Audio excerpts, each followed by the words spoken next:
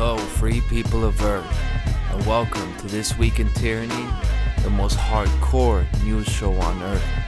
A weekly program about authoritarianism, government overreach, and global injustice. Live from Chicago, Illinois. If tyranny is not at your doorstep, that's because there is someone in the street keeping it at bay. We murdered my man like it was okay. For the life he ended, he got suspended with no pay. But if a man would've took the cop life, he would've got life and never again see the street lights. Welcome everyone. Thank you for joining me. I am your host Conrad Rogas. This is This Week in Tyranny episode 36. Today is Friday, August 11. Excuse any screams you may be hearing from outside the door. Hey, it's Friday. We do the thing Friday evening. If families are, having fun, having family over, it is what it is. We are going to go ahead with the news anyway, and it's only fitting because this episode will be special. It'll be a little bit different. I'm going to try a bit of a different thing. I'm going to read an article. I'm not just going to present the news from my research. I'm going to present someone else's article, and then I'm going to read it on the air. I'm going to read it for everyone, and then I'll give my analysis of it, okay? So the reason I'm doing that is not to show off how smart or knowledgeable I am, anything like that. I'm going to show the people how to read the news because so that you can do this, because we're supposed to be doing this. Now the topic of this article is going to be the new WHO, World Health Organization treaty, the pandemic treaty as it has been called. I'll talk about that topic a little bit because there has been a lot of talking about the pandemic treaty, a couple of different things, a couple of different treaties. Then there's a bit of confusion. There's also obfuscation. Well, what treaty are they talking about?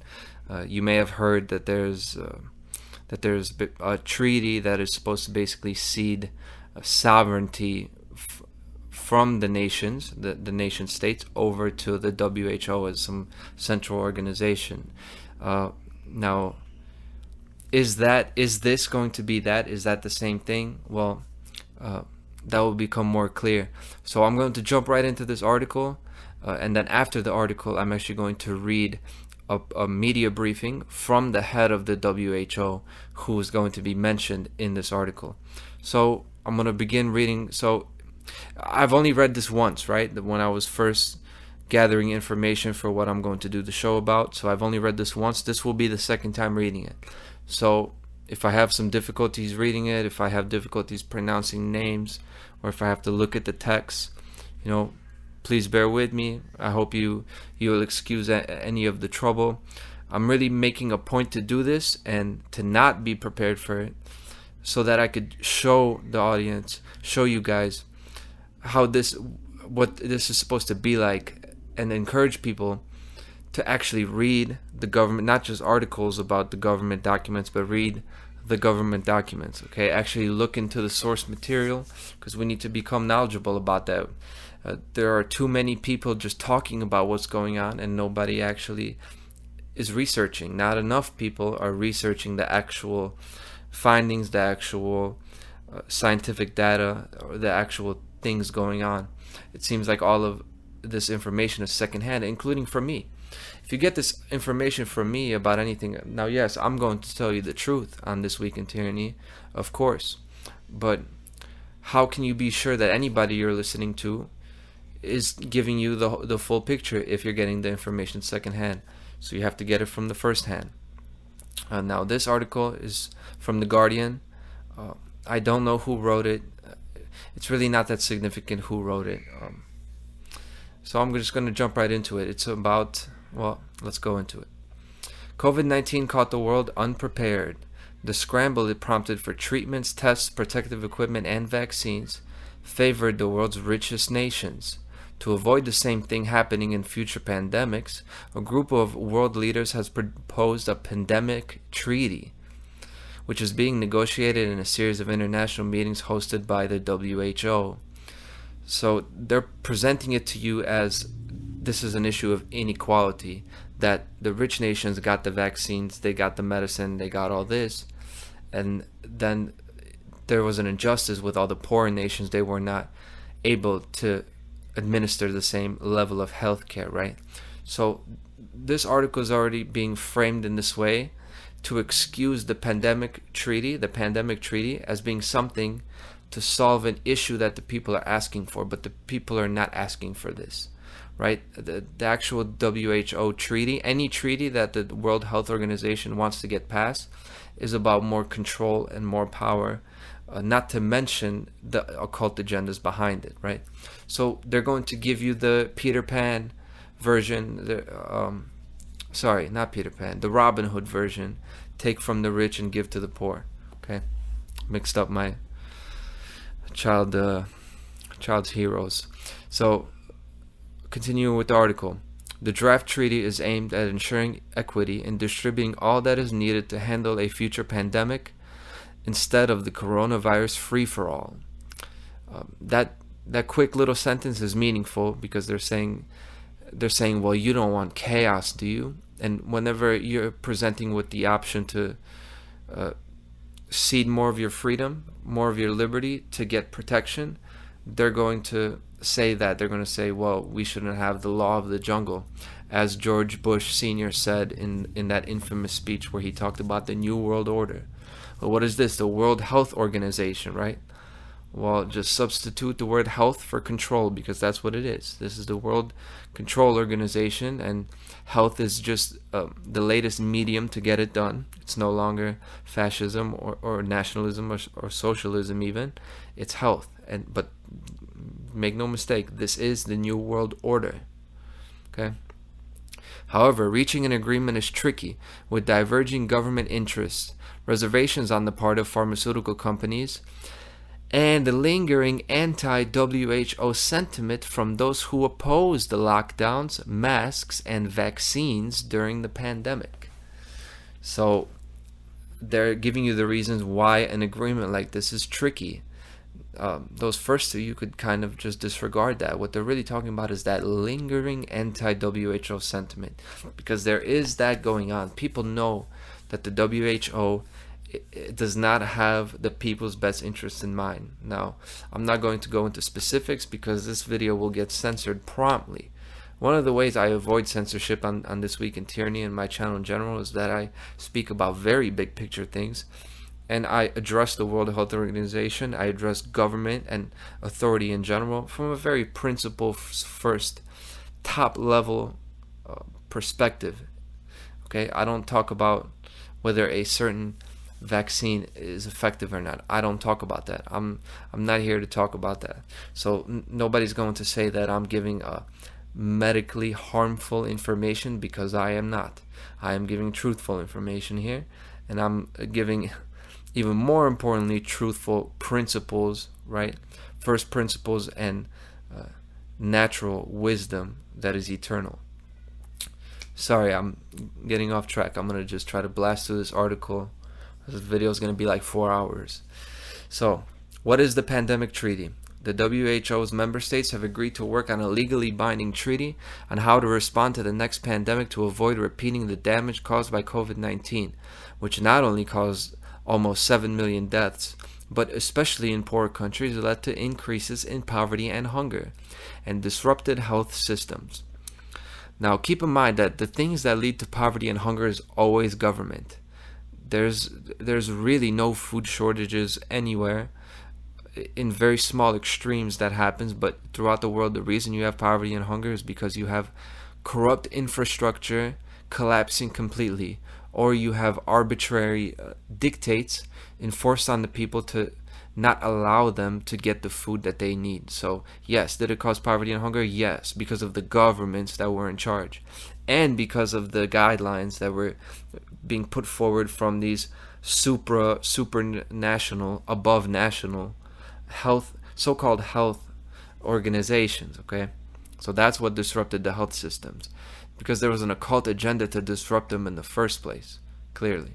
Now, I know I'm preaching to the choir a little bit, so you guys may know this, but I'm still going to get it out there, just so you could hear my thought process. Okay, so you could see how this works, how I attack the news, how I do my research. So I'm going to continue on with that. affordable COVID drugs kept out of reach by sluggish WTO. WTO is the World Trade Organization. I don't know if that's relevant. I may have just read a little headline from an advertisement. I just copied the text from the article, so I'm going to go on.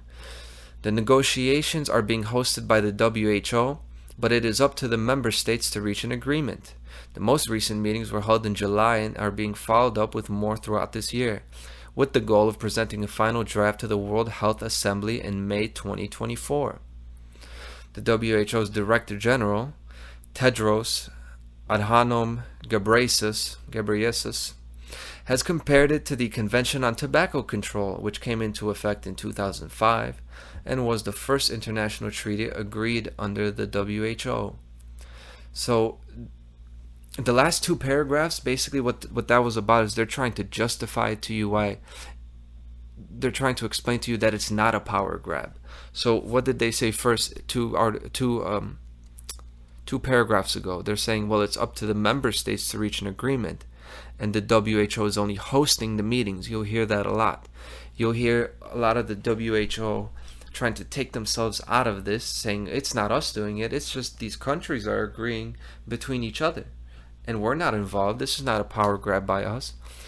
It is a power grab, and what they're saying they're hands off, right? We're only hosting the meetings. It's just like these organizations like the CDC can say, well, we never mandated anything, we just made recommendations. Right, but if you make recommendations and they become enforceable by a controller class like the police and the military and basically the governments, right? Well, then they're not recommendations, they're actual slavery, okay?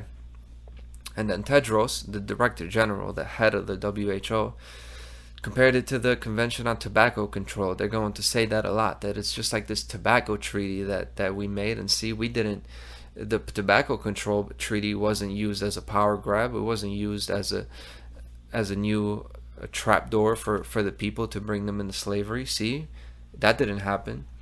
But this is really a completely different thing. It's actually a very clever technique to bring that up here, something that was completely different, okay? Because there was no tobacco pandemic, okay? Why is it important? The article asks. Vaccines for COVID-19 were rapidly developed and rolled out to rich countries, but took far longer to reach developing countries in significant numbers. Obviously true, right? While the COVAX platform was established in the first year of the pandemic to support the research and manufacture of a range of vaccine candidates and negotiate pricing to ensure their fair distribution, the world's richest countries stockpiled vaccines through their own agreements. Well, that is life as usual. Nothing surprising there.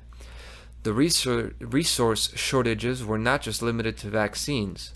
Poorer countries struggled to obtain crucial supplies of oxygen for patients in intensive care, personal protective equipment, and testing resources. Now, this is true, and I don't want to downplay too much the extent to which the third world is exploited and how they get substandard healthcare, and more so than healthcare, they really have substandard living conditions. They have poisoned food, they have poisoned water, and a lot of the medicine, so-called medicine over there, is poison. Okay, shout out Bill Gates for that, for all the people that want to vaccinate the third world so much. They want to give them all the malaria medication. Sure, yeah, for their own good, right? Not eugenics. Not that at all. Let me just catch my train of thought here. Yeah, there are going to be these resource shortages, and I would use that as another point in my case against globalization. That's why you can't have this kind of globally integrated economy is going to lead towards control inevitably. That's why the money system has to collapse. Now, I'm not talking about cashless. I'm talking about the whole idea of central banking, and then the whole economy and infrastructure of the world being precipitated from that. That has to go, because otherwise you're going to have people who are going to be able to create shortages. And when you can create shortages of food and water, well, you've basically forced people to kill and steal to survive. And that's how it's always been. This has been a chaotic, violent world from the start. And this is these articles, you got people wearing their nice little suits and they're going to convince you that the world is different now. It is not. So, what is being proposed?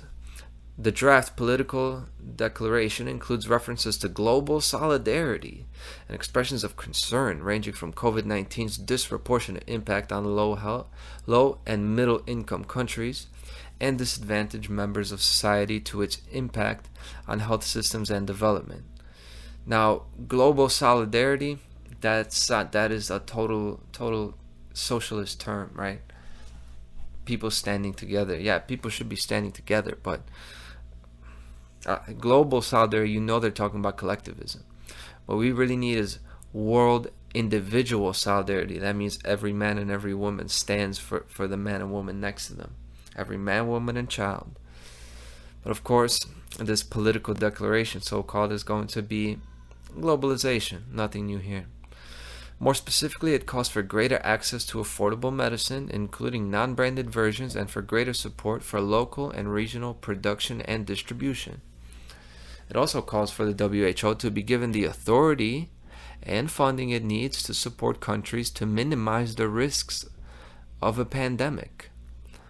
I don't want to say too much because this article, I think, will go further into that, but they want the authority, that's the key word, the authority to support countries, not during a pandemic, but minimize the risks. So this is just like terrorism after 9/11, right? Minimize the risks of terrorist attacks. How do you minimize the risk of terrorist attacks? I don't know. Surveillance, complete control over travel, right? Complete lockdown over travel. The free range to lock somebody up without due process and throw them in some type of detainment facility, some prison like Guantanamo Bay, and torture them and waterboard them. Did that not happen? That happened less than 20 years ago. And just replace the word terrorism with pandemic. And this is the same. It needs the authority and the funding to do that. This organization that is not bound by a constitution or a Bill of Rights, right? What impact will it have? The aim of the accord is to learn from COVID-19 and ensure that treatments, equipment, and resources to deal with a pandemic are available to all countries on a fair basis. It would also aim to prevent future pandemics, with improved and more transparent surveillance. I'm gonna go back and say that sentence properly because this is the big one. It would also aim to help prevent future pandemics with improved and more transparent surveillance and early warning of disease outbreaks. So there's the word surveillance right there in the text. I'm going to link the article. They want more transparent surveillance. Okay? So you don't need to listen to all these people in the news. You don't need to listen to any radio host or podcast host. You don't need to listen to me. Just read this article from The Guardian, and they say that its aim is to prevent future pandemics, which means what? Nothing. Anything could be said that this is to prevent a future pandemic. Somebody could kidnap someone off the street and put the handcuffs on them and say this is to help prevent future bad thing from happening to you. Well, what is the significance of that? It's just control. And they said with improved and more transparent surveillance. Transparent meaning they don't have to hide it as much, right? Let's go on. How is it progressing? There have already been several rounds of talks ahead of a high-level meeting at the United Nations next month, which have produced a draft political declaration, but there are already questions about the strength of the deal. Early drafts have been condemned as weak. Médecins Sans Frontieres Access Campaign, which fights for fair access to medical treatments, said the draft uses ambiguous language and that the criteria are too loose so that when it comes to taking action, countries will interpret it differently and make it difficult to trigger the accord. So this is a very manipulative paragraph right now. They're going to say that the early drafts have been condemned as weak.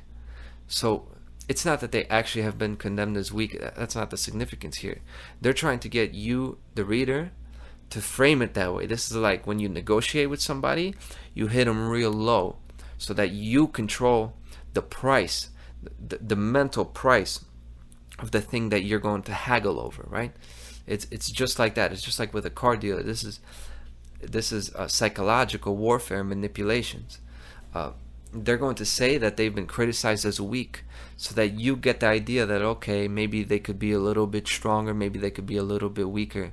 Where the whole point is, any kind of treaty as this is a total submission to slavery. It's a total. If you can give somebody emergency powers have been the ace of the sleeve, the favorite go-to mission, the favorite go-to weapon for any tyrant. It's always in an emergency. A tyrant, a dictator, always takes power during an emergency, and this is what they want. Forget the word pandemic. This is power to be exercised under the pretext of an oncoming emergency. Okay, so these guys, this Access campaign is saying that it uses an ambiguous language, and because it uses ambiguous language, that means it's not strong enough.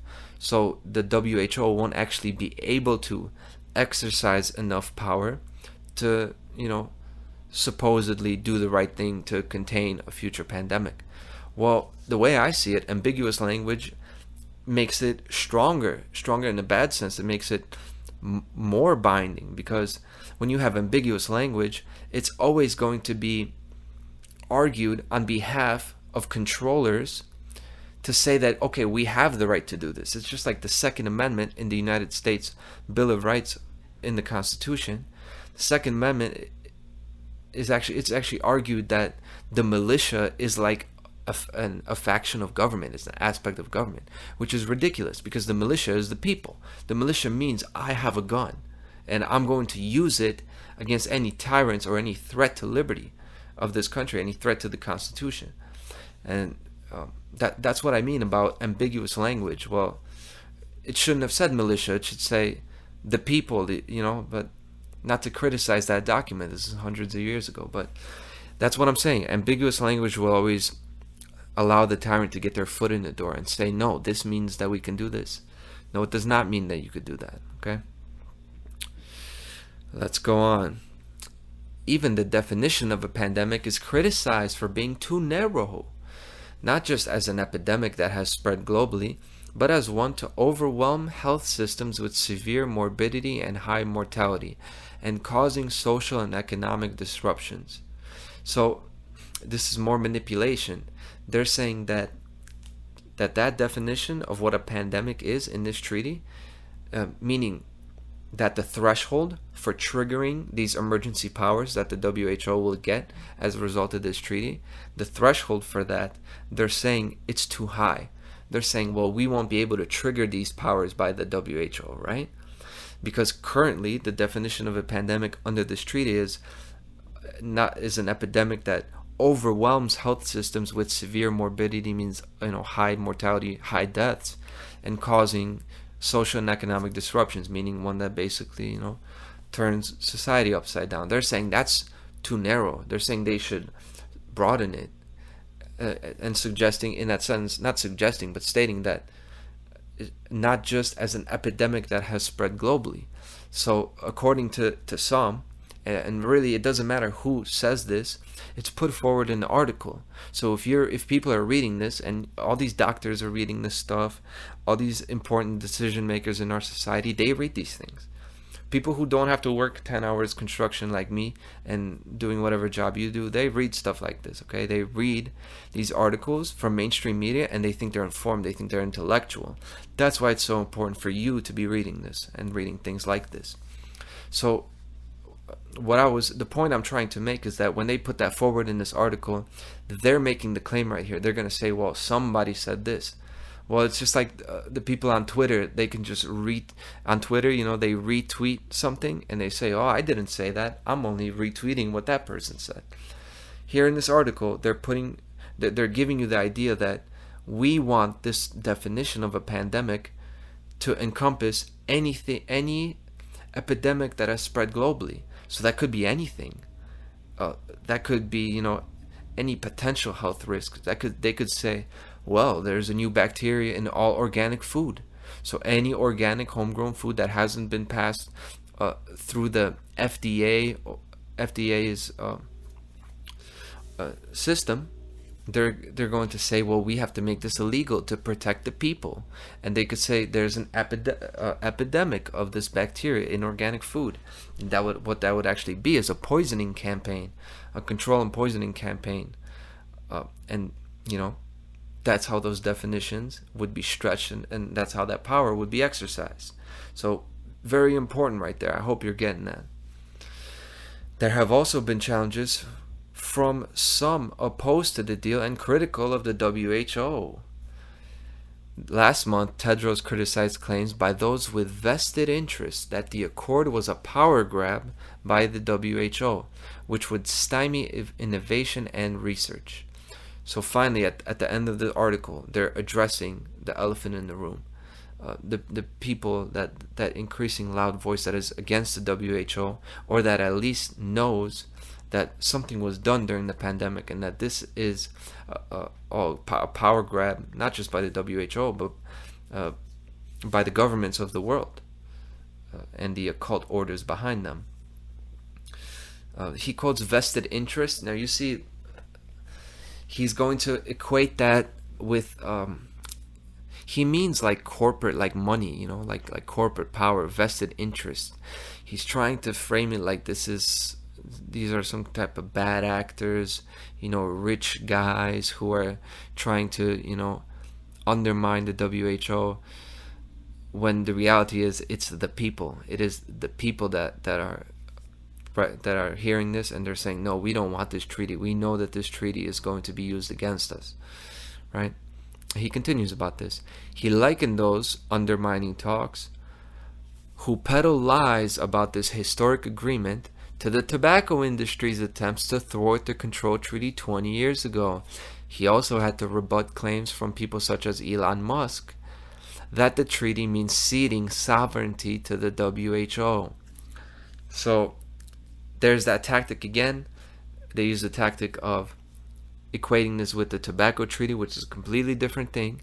And yes, when they try to establish a treaty for the control of tobacco, obviously the big corporations producing tobacco are going to lobby, they're going to go under the table, and they're going to do whatever it takes to protect their interests. But that's not the case here.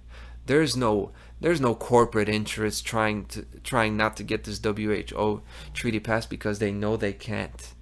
The people in the corporate medicine industry, those corporations, they got the memo. They know what this is about. They know if they go up against this, they're going to be crushed. So there are no vested interests. They're going to say that we're part of vested interests, but it's really the people that they are against. And they're going to bring up Elon Musk. Why? Because they just want Elon Musk these days is just used as a name to discredit the truth movement. Now, I'm not saying that's his fault. I like nothing bad against Elon, right? I'm glad he's putting forth that information. He's saying that the treaty means ceding sovereignty to the WHO. Now that has been going around, and there may be disinformation and misinformation about that. This truth movement isn't always correct, right? We get it wrong often.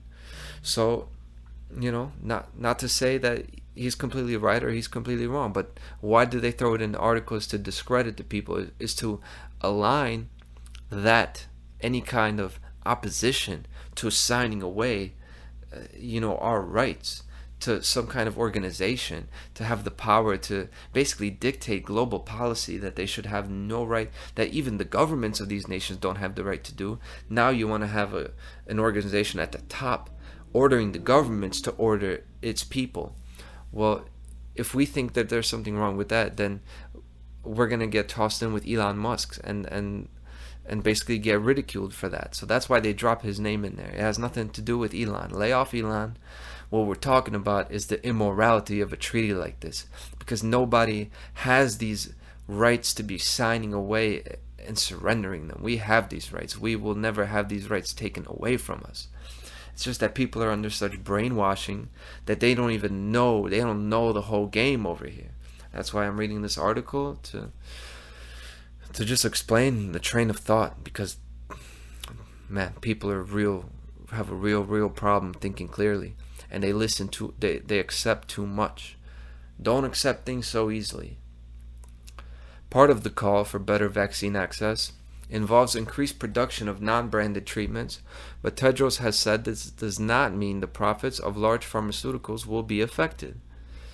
During talks last month, he said, "We don't need to choose between equitable access and innovation.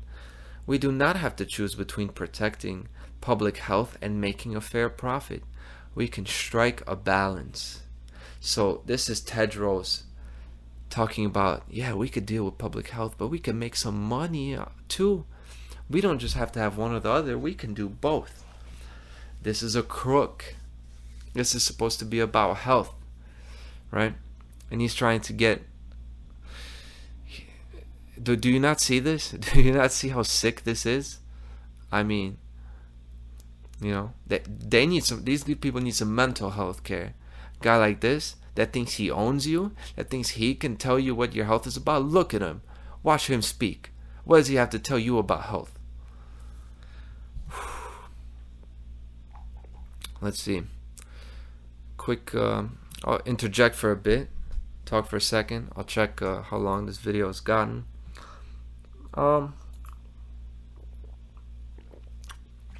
Took a little bit longer than I thought, but let's go through it. I will read Tedros, this guy, since I got into talking how healthy of an individual he is, how he's the beacon of health, how he is a shining example of healthy living for men, women, and children everywhere. Since he's such a fucking genius to apparently be able to have this power to administrate to other administrators, to immorally impose their arbitrary dictates on us. Since he thinks he's that guy, let's listen to his words. I'll read his briefing. This is like an introduction, a general briefing to the media, and this was last month. He has spoken more recently, but what I'm about to read, it was the link to in this article. That's how I found it, right? So he addresses some of these things. So I'll go through it. We're going to hear it straight from the tyrant's mouth. Good morning, good afternoon, and good evening. Yesterday, WHO and UNICEF published new data which show promising signs that immunization services are rebounding in some countries after disruptions caused by the COVID-19 pandemic. Last year, 4 million more children received immunizations than in 2021. This is encouraging news, but large gaps remain. And global and regional averages mask severe and persistent inequities, especially in low-income countries. More than 20 million children missed out on one or more vaccines last year, and almost 15 million missed out entirely. So, he's introducing one of his big orders of business. What he wants to do, he wants to make sure that children get vaccinated, and especially in third world countries. So what he's really saying is that we need to get all the black and brown children to be taking this stuff, right? Because that's what this is about. Now, I would recommend reading up on eugenics, reading up on the history of eugenics in this country and in Nazi Germany, and ask yourself if that first paragraph doesn't sound a whole lot like that. If it doesn't sound like Francis Galton, if it doesn't sound like, like those guys. While these numbers are lower than 2021, they're still higher than pre-pandemic levels. We're still falling behind with our targets to reach children with measles, HPV, yellow fever, and many other vaccines, risking outbreaks and suffering as a result of disease that could be easily prevented. Of the 75 countries with substantial declines in immunization, only 15 have recovered to pre-pandemic levels, with the rest stagnant or even declining further. Most concerningly, low-income countries are not yet showing signs of recovery. In response, WHO and UNICEF and other partners have launched the Big Catch-Up, working with the most affected countries to catch up, recover, and strengthen immunization infrastructure. That's what they want to do. They want to strengthen immunization infrastructure, which means the system, make it more powerful as it was during COVID-19, where you had the National Guard actually guarding the immunization center.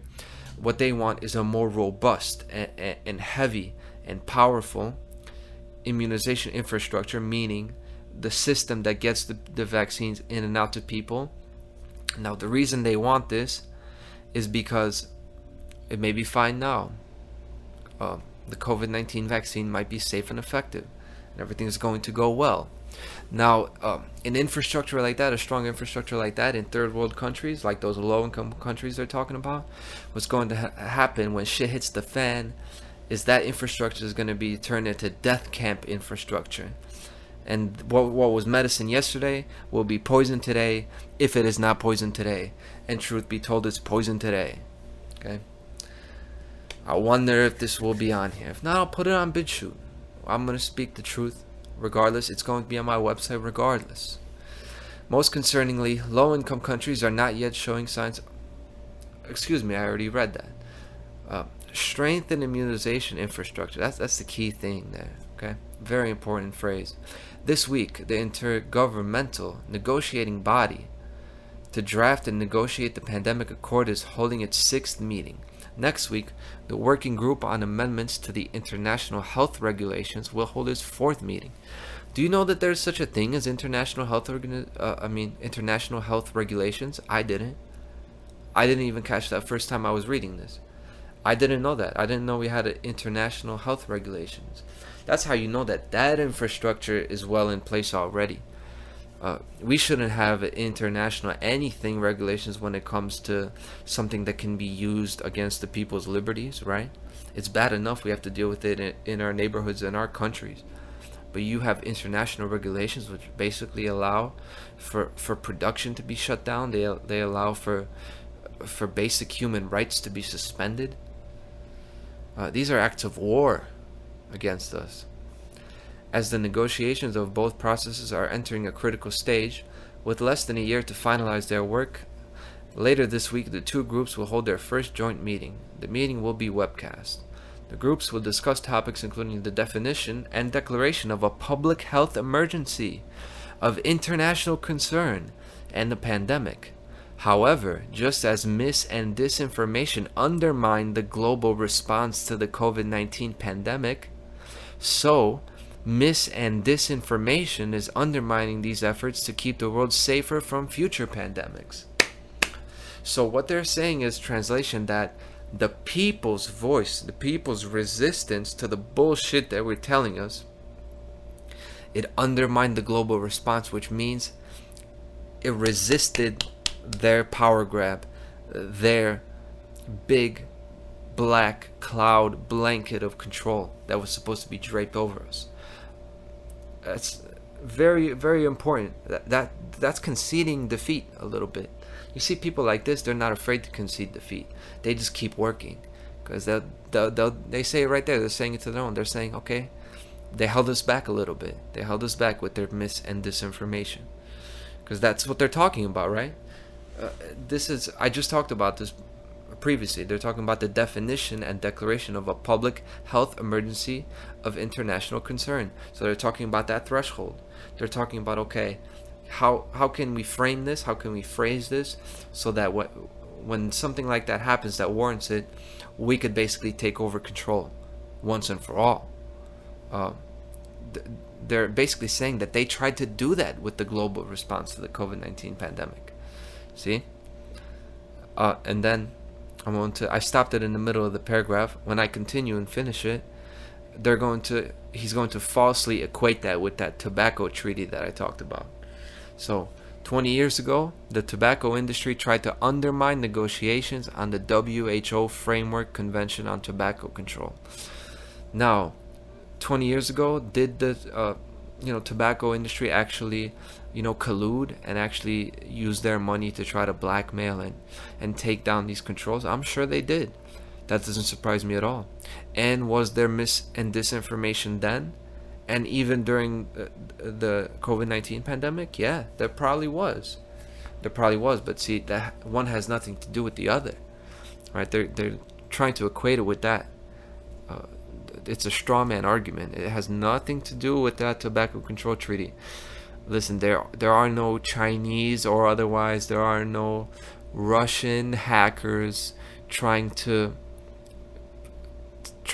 basically espouse anti-World Health Organization sentiment. There's nobody out here really trying to be anti-doctor or anti-medicine, except for the people that have seen so much of these lies spread that they have grown distrustful of these people wearing the white coats. Now, I respect medicine, I respect doctors, I respect the scientific method, and I even respect Western medicine. It's not for this episode, but I've actually had my life saved, by emergency surgery. So I'm not one of these people that just thinks all doctors are bad. That's not me. And is there misinformation? Yeah, there are a bunch of people talking about shit that they don't know nothing about.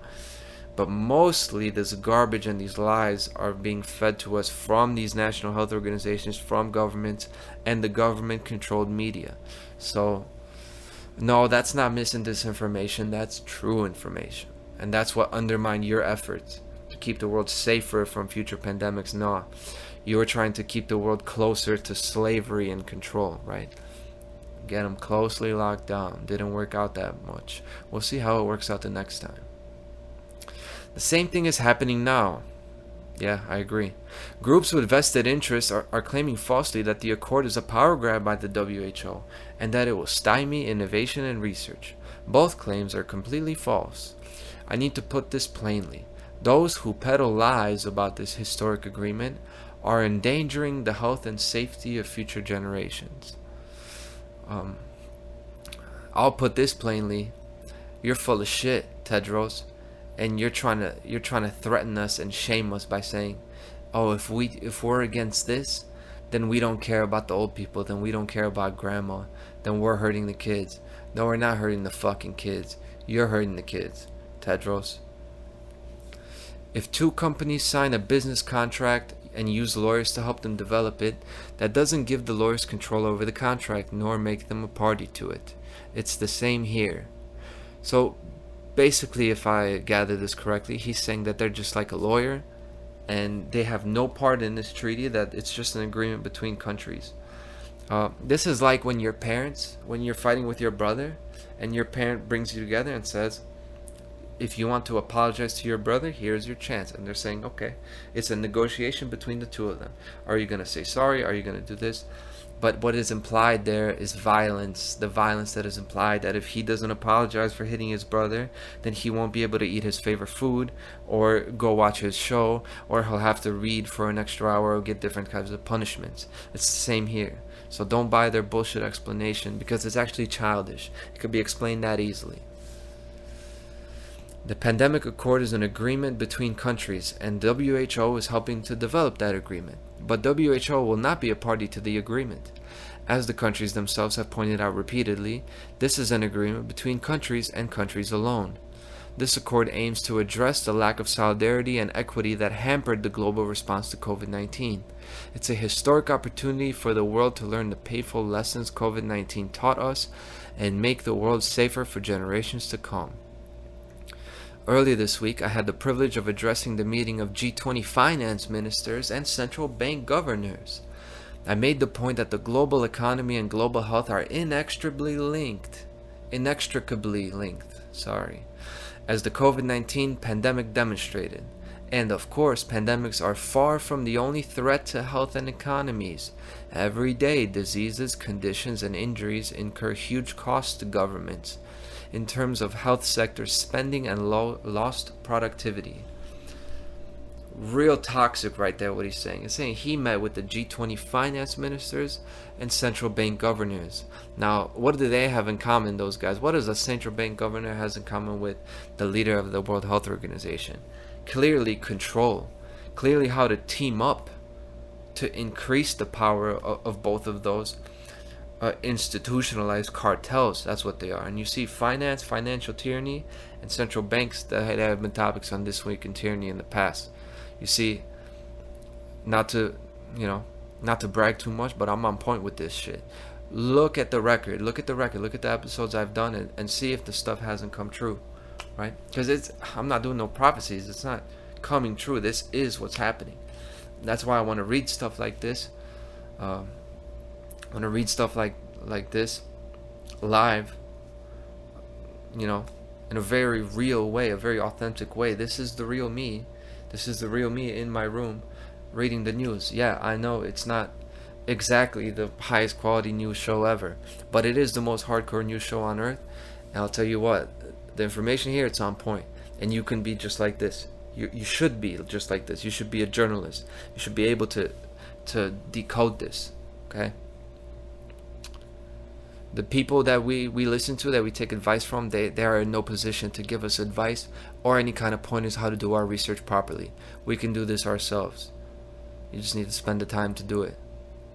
You need to be honest with yourself. So let me find where I was. Yeah, just two more sentences about that. Isn't it just pretty disgusting, right? What does health have to do with all this global profits, with central banks? The fuck are you saying? Are you saying if we don't agree with your pandemic demands, then you're gonna freeze the funding to a country? That you're gonna impose sanctions, like you do on Russia or something? Because that's what the fuck that's what they're saying. That's what they're implying. Okay, that's what's going to be implied, and through coercion, that's what's going to happen. Because if the central banks are involved in this, then here's what they're gonna say. They're gonna say, look, if you let it import from a country, say if a political party gets in power somewhere, like Poland, and say they're going to take down shipping in and out. They're going to basically, they could do an economic embargo, a blockade, essentially, because they're going to say it's because of health reasons, right? And the central banks are going to say, look, any country that ships over there, we need 20% of our debt this month instead of 10. And they're basically going to call their bluff, and they will not be able to function, because this world is a house of cards. It's that easy to knock it down. Okay. Many of these diseases, conditions, and injuries could be prevented at a fraction of the cost of dealing with the consequences. Investments in health are therefore an economic no-brainer. If they were bonds, they would be rated AAA. It's time to rethink financing for health. It's time to see health not as a cost, but an investment. Not as a consumptive sector, but a productive sector. As the anchor for more inclusive, more equitable, and more prosperous societies and economies. Over the past 3 years, the G20 has played an important role in bringing together finance and health to respond to COVID-19 and to strengthen the global architecture for pandemic preparedness. I appreciate especially the G20's leadership in establishing the Joint Finance Health Task Force, which is supporting countries to identify and mitigate economic vulnerabilities and finance pandemic response. WHO is proud to host the task force secretariat with the support of our partners at the World Bank. On the other hand, it's concerning that at this meeting, G20 countries were not able to reach an agreement on debt relief for low-income countries. The pandemic has taken a heavy toll on the world's poorest countries. Got plenty left. Let me just do a quick checkpoint. Make sure I'm recording everywhere.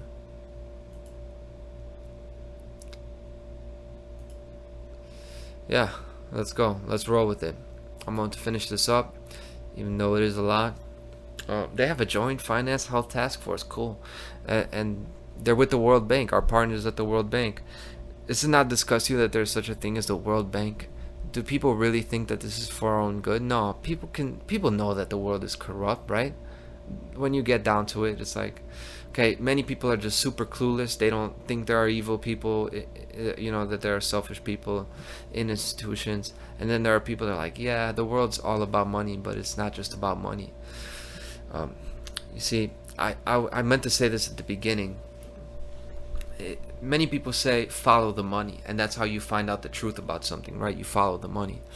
Well, it is true that if you follow the money, you're basically going to be not too far from the truth, because what we care about really in this world is money. So if you just follow the money, who stands to profit the most, who paid who, you're going to get close to the reality of what's happening. But see, it goes deeper than just following the money. And these people at the World Bank, they don't just want the most money or the most power even. There's an occult agenda behind this. I could speak about it. I was going to say I won't speak about it, but let's speak about it. What is the occult agenda and why? Now you have to understand that the crown never went away, right? So kingship and rulership never really, a king never gives up his crown unless he gets his head cut off. So if King James or somebody like this never got his head cut off, then what does that mean? Then that means Queen Elizabeth and King, what's his name, Charles, well, they're still the kings. Now they're literally the kings, but all these other governments, they're still bloodline royalty from psychopathic kings of old that controlled the churches, and then the churches with their inquisitions and all their genocides. So the occult agenda behind that is building the dark great work, which is basically a satanic psychopath's playground, which is what they want to create. That is the occult agenda behind this. It's not just about money. Money is just a tool to control us, the slaves. They don't need any more money. They already have all the money. Now, this isn't like a secret club in the sense that 12 guys meet in a room somewhere and say, okay, we're going to worship the devil and take over the world. That's not how it works. But how it works is when near the top of these institutions, there is an interconnected network, and they have a common ideology, most of them, and the common ideology is Satanism, which means they are moral relativists, meaning that there is no right and wrong to them, then therefore there's no code of moral conduct. Number two, they are social Darwinists, right? They're social Darwinists. So they're these people that think that they are a higher race than the other people, especially the people in the third world countries. And this goes further. They're also eugenicists, meaning that they think that they can be God in this world and that they have the right and they can just basically sterilize, exterminate, and chop the world population down, and that is okay for them to perform genocides and fund them and basically wipe out entire sections of humanity, because according to them they are a higher species, so it is just like animal slaughter to them. And the last but not least, they're just complete egotists. They're egoists, so they don't worship the devil. They are the devil. They are Satan and they are God. That's how they think. That's Satanism. So just to explain, tie that back in, it's not the World Bank doing anything specifically just to increase their control for money. It's not just about the money. There's an occult agenda behind this, and it may not be everyone at the World Bank, but it's certainly the people at the top and the people in key positions.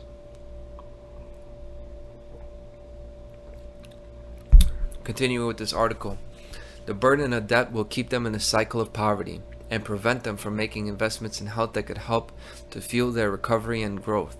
Just as the world's largest economies have taken action to protect the world from pandemics, we call on them to demonstrate solidarity by taking action on debt relief to protect the world from poverty. Okay, more talking about socialism, expanding control, whatever. Let's go on. One of the biggest contributors to keeping people trapped in poverty is the lack of rehabilitation services for those who need them. For most people, rehabilitation services, including assistive technologies, are often out-of-pocket expenses that they cannot afford. Ensuring access to quality rehabilitation services without financial hardship is an essential part of every country's journey towards universal health coverage. Now, in the world we live in, it's hard to get good health care, and this healthcare system in this country, in America, where you could just walk into the county hospital and get your work done right away. Yeah, I've taken advantage of that. Like I said, that's saved my life. So, I'm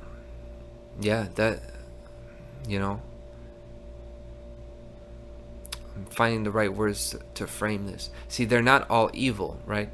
Universal health coverage, not universal health coverage, but, actual health care, to get good, robust health care right away, where the doctor doesn't have to worry about his payment because he's already paid. So he can just focus on being a doctor and being a surgeon and saving your life. Yeah, that's pretty good. But here's the thing, regardless of how helpful that system is, I am against it, because under natural law, everybody has to be responsible for themselves and their own health. So you can't force anybody to pay. I can't force anybody to pay taxes to pay the doctors and set up that system. that system would have to be taken care of, and we would need to figure out how to make a strong, responsive, high functioning health system without coercion, without slavery, without taxation at the point of a gun, which is what we have now. So no, we don't need any universal healthcare. We need individual control over everything, individual freedom to be able to choose what type of systems we have, because we do not have that right now. We do not have the right to choose systems. Last week, WHO launched the World Rehabilitation Alliance, a global network focused on promoting rehabilitation as an integral part of universal health coverage. The World Rehabilitation Alliance is a powerful demonstration of the collaborative spirit of the rehabilitation community and the importance of bringing together the voices of many stakeholders to promote one message. I'm not going to speak too much about that because he's saying about, he's talking about different topics.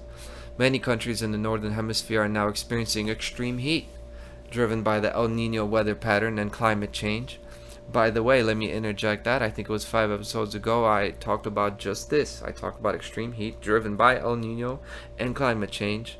And I talked about specifically the environmental agenda behind that. And I talked about some real occult environmental science. So yeah, look at that. You see, all these things are used in this one speech by this one guy. And you see that these stories that I choose here, they're significant. They're important. Because they're all part of an agenda. They're all part of one thing. They're part of like a resume from these people. This guy like Tedros, he's going to put this on his resume and give that to you. And say, yeah, this is the reason you need to give up your liberties. And if we don't know about these stories, we're not going to be able to call him out for the piece of shit little pussy that he is. Right? Taking it personally with this guy Tedros. I don't like him, So the extreme heat. 2 weeks ago, we saw the hottest day on record. I reported on that as well. Extreme heat has taken the toll on the least able to manage its consequences, such as older people, infants, and children, and the poor and homeless.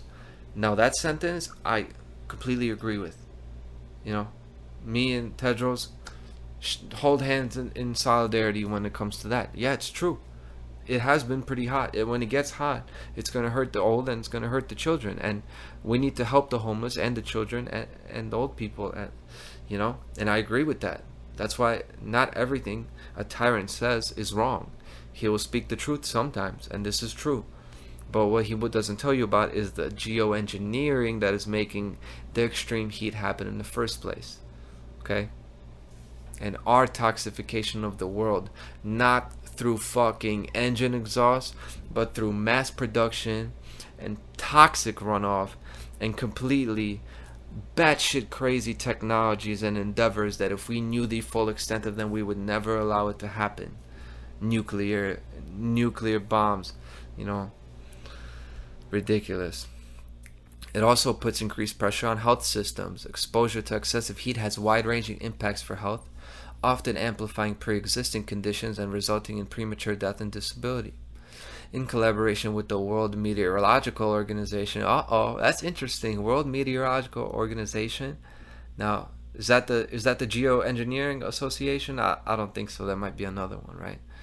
That might be NASA. That might be something else. WHO is supporting countries to develop heat health action plans to coordinate preparedness and reduce the impacts of excessive heat on health. Now that heat action plan might actually be handing out water. It might actually be, planning ahead. It might actually be something good. That's the unfortunate thing, is some of these things that the government does is good. They make sense, like, handing out water to homeless people so they don't die of heat stroke. That's a good thing they're doing. But they can never be G with a capital G good, because that would involve you being a person that doesn't engage in violence. But the government does engage in violence. Not only arresting people, but just having a system that steals money from their pocket through their central banking fractional reserve currency system, which is racketeering and a criminal conspiracy to begin with, right? they have that, and of course taxation, and there you go.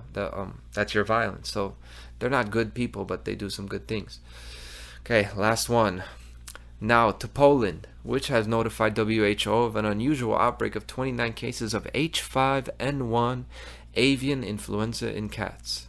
Bird flu in cats. Ironic.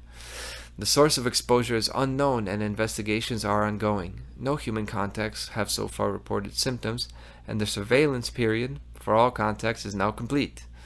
WHO assesses the risk of human infection as low for the general population and low to moderate for cat owners and vets, without the use of appropriate personal protective equipment. Subscribe to the WHO newsletter. I don't know if he said that or if this is part of an advertisement that I included. Infection of cats with H5N1 has been reported before, but this is the first report of high numbers from infected cats over a wide geographical area. WHO continues to monitor the situation in close collaboration with partners and the government of Poland. H5N1 is of particular concern because it is known to be highly dangerous to humans, although it has never been shown to be easily transmissible between people. This outbreak is another example of the continued circulation and risk of H5N1, which since last year has caused increased outbreaks in Central and South America. So, this whole thing with the threat of bird flu in Poland. Now, I'm from Poland. I haven't really heard about this. It's probably nothing. But let me say this. A lot of these exotic pandemics, like the swine flu, the bird flu, H1N1, a lot of these are bullshit. You know, they're nothing. These pandemics have, the Ebola, Zika, all these big viruses that they say are going to kill many people. They never did, not here. Those crises might be happening in different nations, but now you have to take a look. If people are dying from these diseases in third world countries, then you have to don't just look at the little bacteria or the little virus, look at their living conditions. And when you take all of that into account, are we not being ridiculous in focusing on a certain germ and not talking about the environment and the substandard, less than animal standard living conditions that these germs are allowed to breed and flourish under? Are we not going to talk about that? No, we're going to talk about the little bacterium and the little protozoa in the test tube, because that's what's going to worry the dumb, ignorant public in the United States, whose guns they want to take. Yeah. But the thing about Poland, I found it interesting that it would be Poland. I could see this. I'm not saying that this is the case, but I could see this being an attempt to kind of get the hooks in Poland a little bit more, because I'm hearing that in Poland there's a situation where there's a certain third party, a political party, that may make a little bit of noise. Now, do I support politics? Not at all. But the Confederation in Poland, they're saying some things that may be difficult, right, if they were to become a significant party to deal with. Do I think all those people are well informed? Hell no. But they're saying some things, and they're coming from a perspective, misguided as it may be, that is dangerous to this system, and that is dangerous to this new power grab by a supranational God agency of health, right? Finally, a reminder that although COVID-19 is over as a global health emergency, it remains a global health threat, like terrorism. Cases and deaths continue to be reported from around the world, and although people are better protected by vaccination and prior infection, this is not an excuse to let down our guard. WHO continues to advise people at a high risk to wear a mask in crowded places, to get boosters when recommended, and to ensure adequate ventilation indoors. Agree with that last one. You should definitely have adequate ventilation indoors. See, they tell you the truth. You just had to take the end of it. And we urge governments to maintain and not dismantle the systems they built for COVID-19, to continue to conduct surveillance and report. I'm going to say it again. They're urging governments to keep the systems in place that they built for COVID-19. They say that. Urge governments to maintain and not dismantle the systems they built for COVID-19. Not build during, build after. That's a bit of a Freudian slip. They say they built for, right? They built because of, really. To continue to conduct surveillance and report, to track variants, to provide early clinical care, to provide boosters, of course, the boosters, the god of this world, the boosters, to provide boosters for the most at-risk groups. Yeah, old people. That's not eugenics though, right? That's not eugenics at all. To improve ventilation, agree, and to communicate regularly. Well, I wish I could communicate regularly with Tedros. I don't think he lasts too long. I'll put the pressure on that guy. So that's enough. That's enough of... That's Tedros. So I got an opportunity to talk about a lot of different things that went pretty well. I'm still recording. I didn't have any kind of hardware crash. So I'll wrap this episode up to avoid that from happening. And I'm not really going to give some type of like, sometimes I give like a little bit of a call to action or a speech at the end. You just saw me break the news down. This is This Week in Tyranny. This is what it's all about. There's nothing special about me for seeing this. I've only put in the time, and I've only looked at it honestly, and I've been wrong again and again and again. But I'm relentless with truth. I'm never going to stop. I'm going to figure out what's really going on. And I've been bullshitted too many times to take anybody's word for anything. I'm not going to get played. I'm going to figure out what the truth is. And I'm afraid of no man. Not anymore.